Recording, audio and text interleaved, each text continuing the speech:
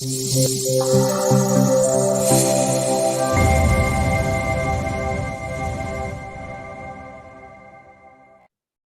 yang di rumah, selamat pagi.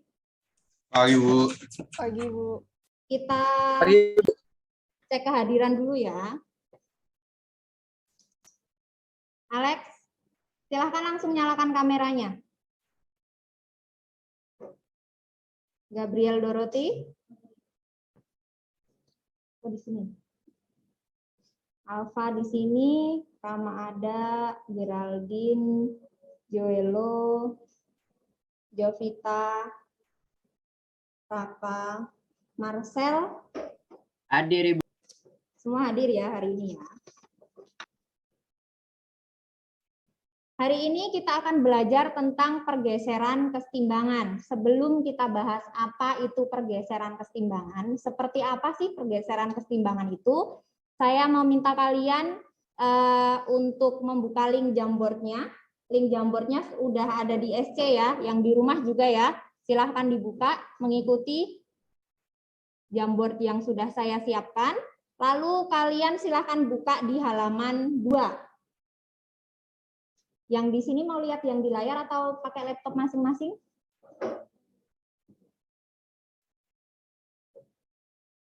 Di halaman 2 ada apa di situ?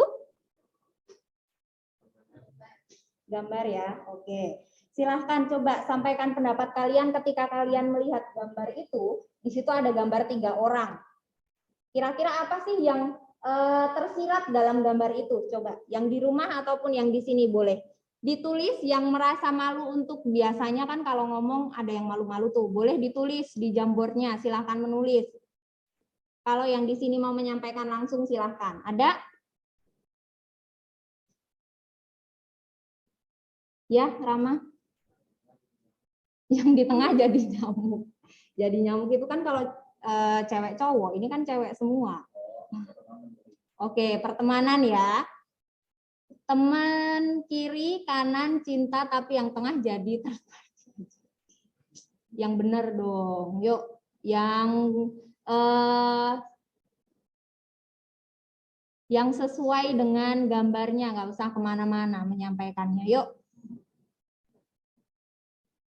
Kira-kira hubungannya mereka gimana sih kalau mereka sampai, kira-kira dari gambar itu kan terlihat ya, mereka ada di suatu... Hubungannya ini, Bu. Hubungannya harmonis, Bu. Bersahaja.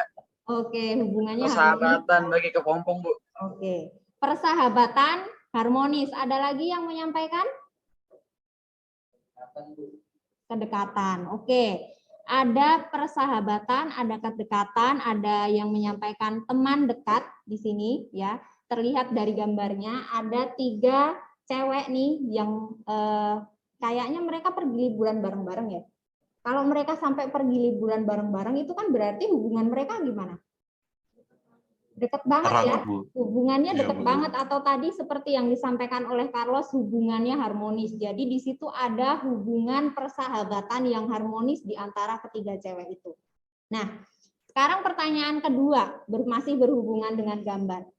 Bagaimana jika di tengah-tengah persahabatan mereka itu ada 1 atau 2 orang pengganggu yang mencoba memisahkan hubungan persahabatan mereka? Gimana? Kacau? Apakah langsung hancur begitu saja? Kalau misalkan nih, Ya, stabil. Jadi ada banyak konflik-konflik. Oke, ada konflik, hancur, pecah belah. Oke. Kalau mereka sudah hubungannya deket banget, sudah harmonis, misalkan nih kalian di sini bertiga sahabatan, ada Alfa, Dorothy, sama Dianisari misalkan. Terus ada Rama yang coba memfitnah salah satu supaya hubungan kalian itu nggak harmonis lagi. Apa yang akan dilakukan oleh ketiga teman itu yang saling bersahabat tadi? Mereka apakah diam aja langsung terus hubungannya hancur, atau mereka melakukan sesuatu?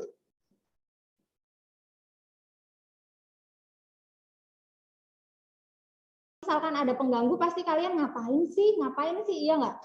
Di cross check dulu gitu kan, di cross check dulu, bener nggak sih? Jangan sampai hubungan persahabatan yang sudah harmonis itu terganggu, gitu kan ya? Mereka pengennya tetap harmonis aja, pengganggunya biarin pergi, gitu kan ya? Meminimalisir keretakan hubungan ketika ada pengganggu yang datang. Gitu ya. Nah, hal ini sama dengan reaksi kesetimbangan. Jadi saya ilustrasikan dengan persahabatan yang harmonis itu seperti yang sudah kalian pahami tentang reaksi kesetimbangan, bahwa reaksi kesetimbangan itu berlangsung secara, masih ingat nggak? Kesetimbangan kalau dia di ruang tertutup, laju reaksi ke kanan dan ke kirinya sama, berarti kesetimbangan itu berlangsung secara harmonis. Harmonis atau kata lainnya apa? Berdampingan, Bu, beriringan. Reaksi kesetimbangan, Carlos, kalau beriringan itu orang. Oh. Ya. Oh, iya. Dinamis, tadi Maaf, Bu. sudah disampaikan oleh Deani Sari. Jadi, reaksi kesetimbangan yang sudah dinamis, ketika ada aksi dari zat lain atau ada pengganggu yang mencoba merusak reaksi kesetimbangannya supaya menjadi tidak dinamis lagi, maka reaksi kesetimbangan itu akan melakukan suatu upaya supaya reaksi kesetimbangan yang sudah berlangsung dinamis itu tidak terjadi perubahan. Jadi tetap dinamis, reaksi kesetimbangannya tetap berlangsung secara dinamis. Nah, kalau tadi saya bilang persahabatan itu tadi ada pengganggunya, kalau reaksi kesetimbangan itu faktor pengganggunya ada 4. Yang pertama adalah konsentrasi, yang kedua volume, yang ketiga tekanan, dan yang keempat suhu. Tapi yang akan kita bahas atau yang akan kita kupas hari ini lebih dalam itu tentang pengaruh konsentrasi terhadap kesetimbangan. Jadi nanti tujuan pembelajaran yang akan kalian kuasai setelah mengikuti pembelajaran ini adalah kalian bisa menjelaskan bagaimana pengaruh konsentrasi terhadap kesetimbangan. Gitu ya. Nah, tadi sudah saya sampaikan kalau kesetimbangan dinamis, ketika dia ada suatu zat lain yang mencoba mengganggu reaksi kesetimbangannya yang berlangsung dinamis, itu suatu upaya yang dilakukan oleh reaksi kesetimbangan itu disebut dengan pergeseran kesetimbangan. Jadi, upaya atau aksi dari reaksi kesetimbangan supaya kesetimbangannya tetap berlangsung secara dinamis, ketika ada zat lain yang mengganggu itu adalah dengan melakukan pergeseran kesetimbangan. Ini disampaikan oleh Le Chatelier di asas Le Chatelier. Di buku cetak kalian ada ya, kalian bisa garis bawahi di situ. Di situ ada bunyi asas Le Chatelier tentang pergeseran kesetimbangan. Nah, sekarang kita mulai bahas bagaimana pengaruh konsentrasi terhadap kesetimbangan.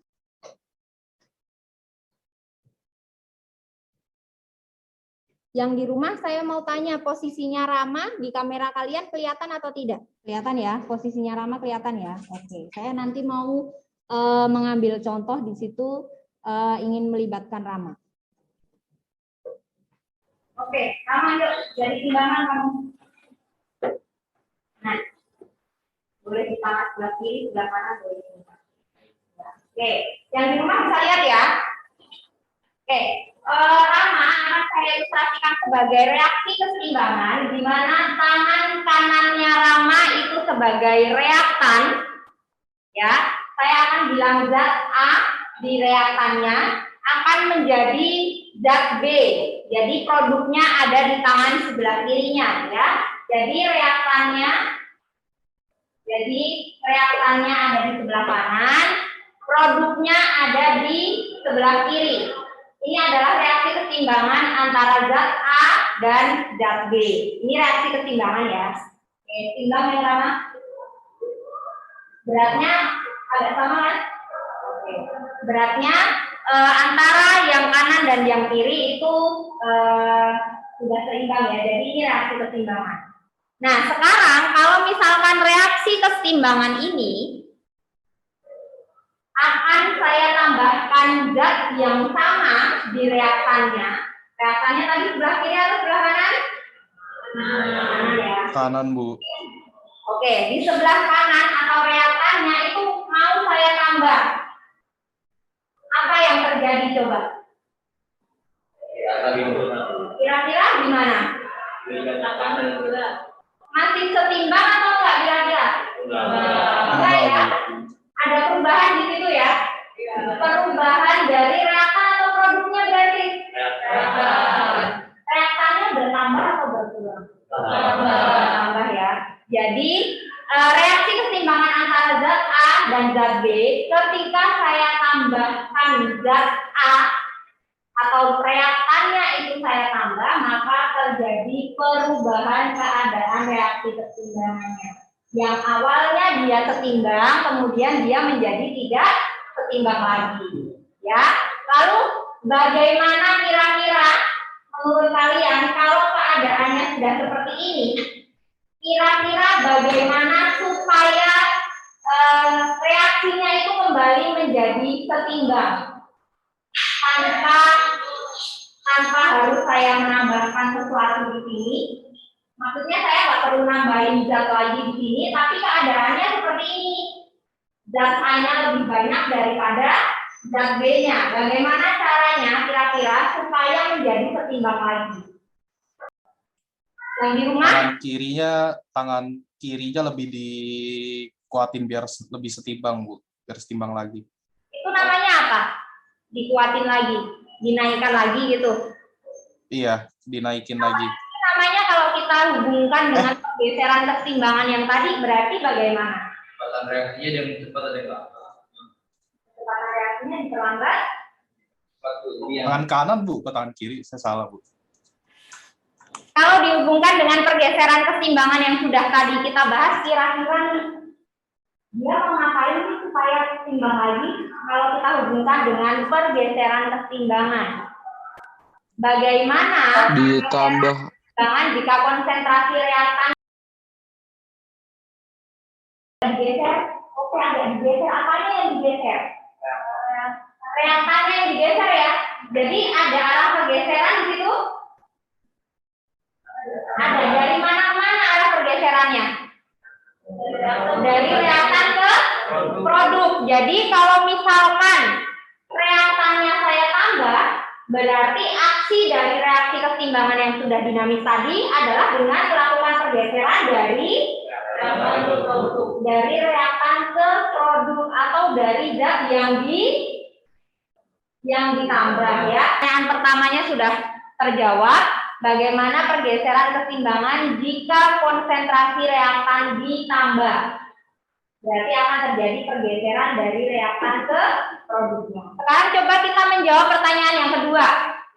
Ya, yang di rumah juga boleh menjawab ya. Bagaimana pergeseran kesetimbangan jika konsentrasi produknya yang ditambah? Boleh dijelaskan. Terima kasih. Nah, berarti apa kebalikannya tuh?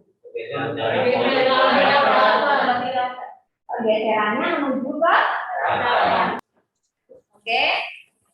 Sekarang pertanyaan yang ketiga ya. Bagaimana pergeseran kesetimbangan jika konsentrasi reaktannya dikurangi? Reaktannya dikurangi. Bagaimana pergeseran kesetimbangannya? Berarti produk digeser ke reaktan. Oke, berarti terjadi pergeseran keseimbangan dari arah produk menuju reaktannya. Oke. Yang lain? Pertanyaan keempat ya. Bagaimana pergeseran kesetimbangan jika konsentrasi produknya yang dikurangi? Jika produknya dikurangi berarti reaktannya ngasih ke produk, Bu. Jadi pergeseran dari reaktan ke produk. Dari reaktan ke produk. Berarti boleh dong disimpulkan salah satu pengaruh konsentrasi terhadap keseimbangan. Siapa yang mau menyampaikan? Yang di sini atau yang di Ya, Ibu, boleh saya, Bu. Berarti kalau bertambah di satu sisi, dia akan ngasih ke sisi yang lain biar setimbang. Nah, kalau di satu sisi ini yang berkurang, sisi yang lain akan memberikan ke sisi yang kurang itu.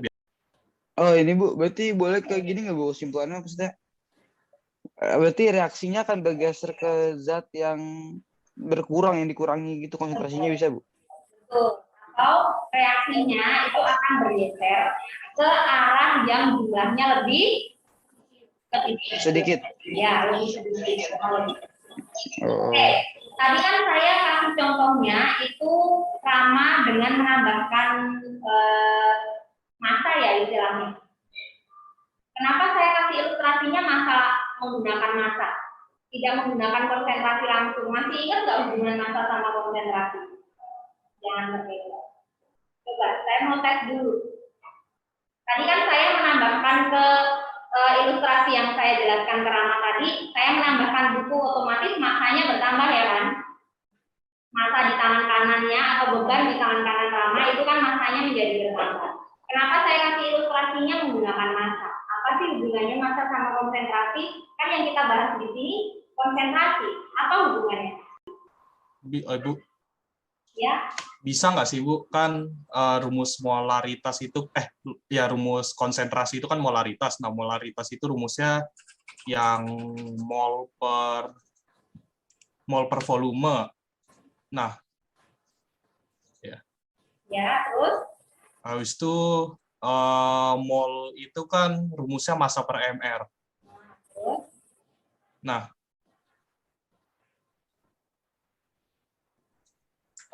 jadinya sama aja kalau misalnya, berarti kalau masanya makin gede, mola makin gede, masanya makin gede berhubungan.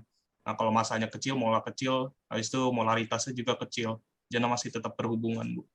Oke, jadi massa itu berbanding lurus dengan konsentrasi. Makanya saya mengambil contoh yang gampang kalian amati saja tadi menggunakan penambahan massa. Ya, di situ sama aja. Jadi penambahan massa itu otomatis akan menambahkan konsentrasinya gitu ya, karena massa itu berbanding lurus dengan konsentrasi. Kalau volumenya tetap, tadi dianggapnya volumenya tetap. Oke, sekarang kita langsung terapkan ke contoh reaksi keseimbangan.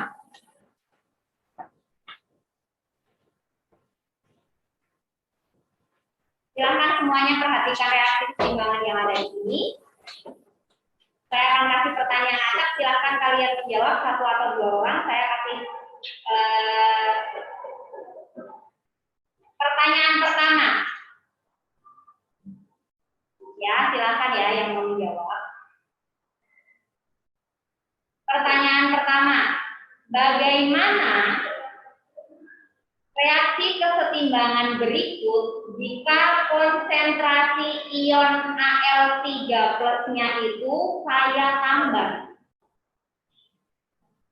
Dalam reaksi kesetimbangan ini, bagaimana reaksinya atau pergeseran keseimbangannya? Apakah terjadi pergeseran keseimbangan atau tidak? Kalau terjadi, bagaimana jika ion aluminiumnya itu saya tambah?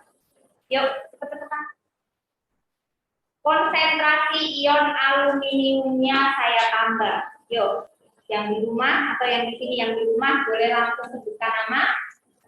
Alex, Bu. Ini langsung angkat tangan. Alex, yuk silakan Alex. Berarti kan